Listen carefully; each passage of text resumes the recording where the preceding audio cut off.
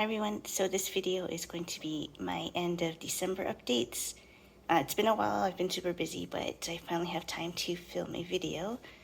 I'm going to start with my Renanthera monachica.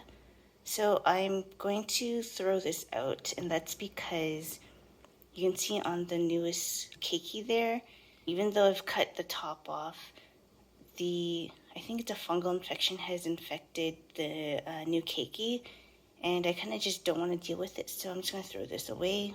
And this is my Mormodes rosea.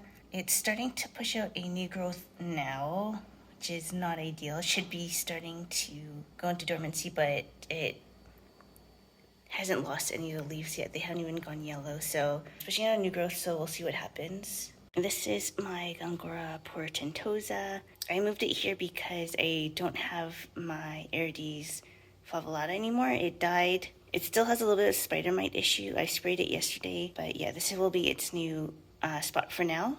This is my Oncidium lava burst Puanani. It doesn't look super good, even though it's pushed out some new growths. You can see the pseudobulbs are super skinny, even though I just watered them. So we'll see how this goes. So in this jar is my Cattleya schilleriana. So normally I would have thrown it out by now, but I noticed a small green nubbin. So I think there's a bit of hope, so that's why it's there. So we'll see what happens.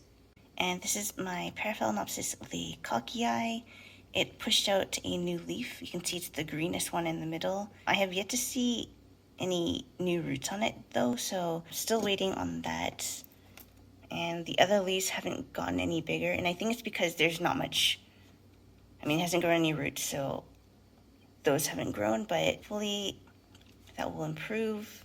And this is my helenae. A couple times when I watered it, I noticed that it came out of the pot and doesn't have a very robust root system. It does have a growth on the side here and a new leaf, so I think it's fine, but I just need to be more careful while watering it. This is my Phal NOID, and it's pushing out a flower spike. This is my Phal fimbriata, and it's pushed out 2 new flower spikes. This is my Chysis violacea, and it's pushing out 2 new growths. And I see a nubbin on this growth as well. And this is my Masdevallia amplexa, and it's starting to bloom again, so that's really good. So these are a couple of my mounted plants. I'm planning to move these to my fish tank, which currently holds my cacti. When I went on holiday, I put these in an enclosed container. Not airtight, but very high humidity, and they seem to do really well. So I think putting them in the tank will be helpful. And this is my Dendrobium bellatulum.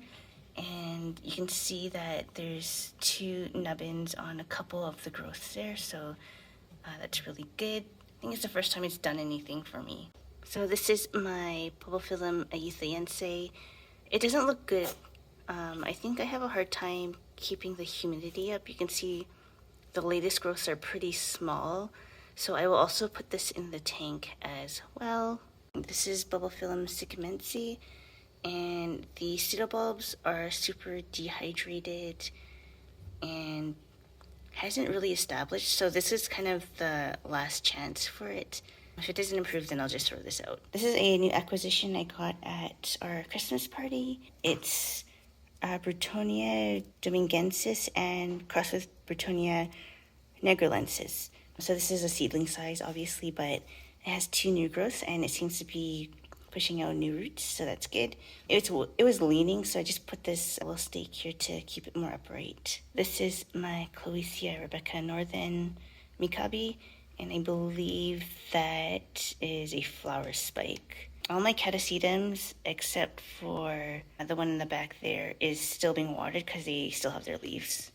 This is my LC Supersonic Striking Lip.